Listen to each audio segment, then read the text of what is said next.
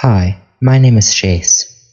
I'm a senior contemporary dance major at UNC School of the Arts High School, and for the last 4 years, I've been doodling space-filling curves and fractal geometries in my notebook during math class.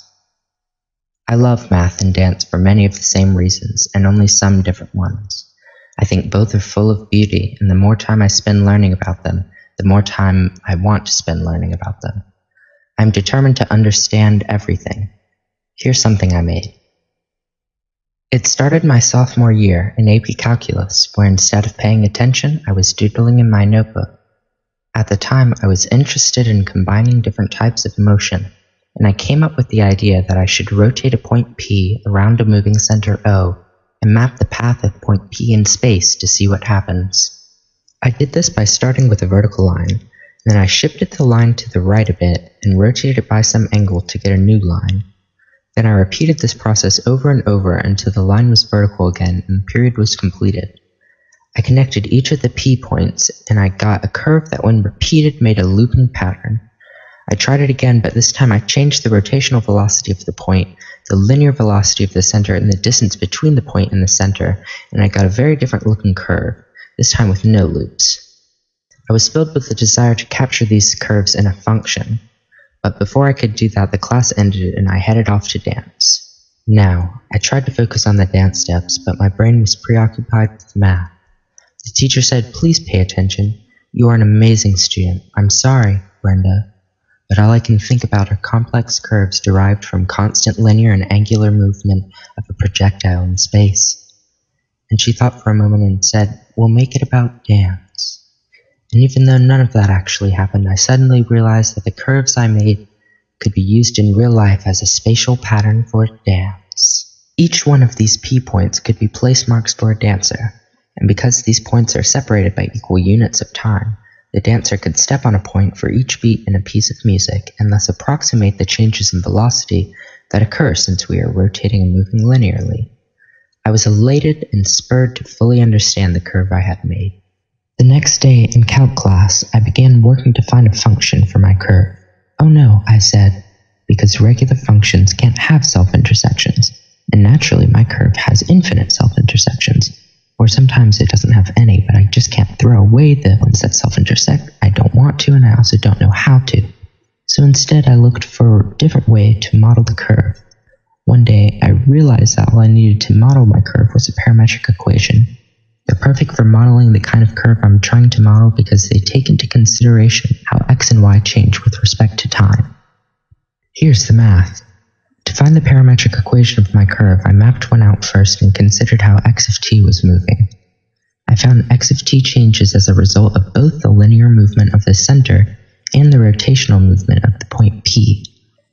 I defined the velocity of the linear movement as d delta over dt, the velocity of the rotational movement as d theta over dt, and to make things easier, I defined the radius, or the distance between point P and O, as r.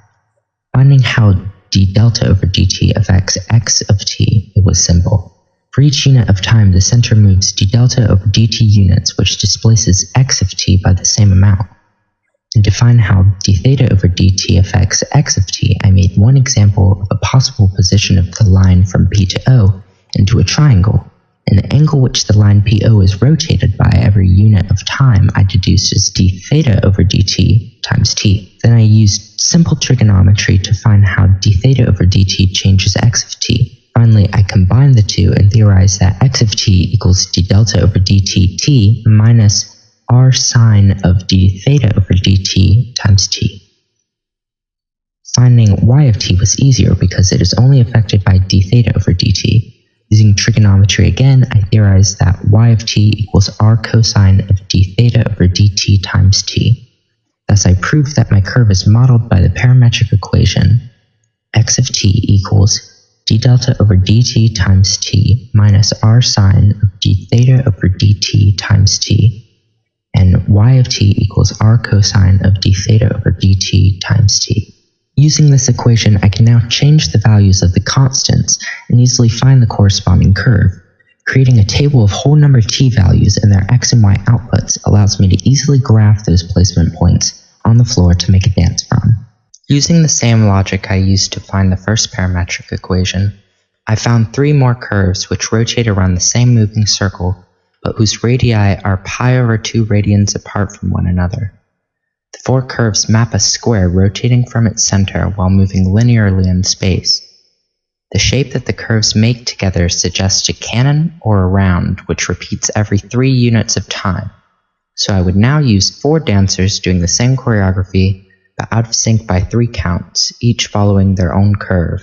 Another interesting idea I had was to find the instantaneous speed of some point on the curve. I found this geometrically by taking some arbitrary segment of my curve and making it into a triangle. If the x portion of the triangle represents how fast the curve is moving in the x direction over the segment, and the y portion represents how fast the curve is moving in the y direction over the segment, then as the length of the segment becomes arbitrarily small, the velocity of the curve can be seen as the addition of the vectors for dy/dt and dx/dt. However, since we don't care what direction the curve is going in, I can simply find the absolute value of the hypotenuse of the triangle with side lengths dy/dt and dx/dt, and get an equation for the instantaneous speed at any point of the graph. I used simple calculus to find dy/dt and dx/dt, and then the Pythagorean theorem to find what I named s of t, or the instantaneous speed of the curve. Finding the integral of s of t then gave me the rectification of my curve, or the distance along the curve between t values, which I used to ensure that the constants I chose didn't result in too great of a difference between the largest and smallest distance along the curve between whole number t values, as too great a difference would make it unfeasible for a dancer to follow. To make the dance, I simply taped out marks for each curve in different colors and created dance material for one period of the curve. Then I gave the material to dancers and set it to music with the same time signature as the number of beats in the canon. I hope you enjoy it.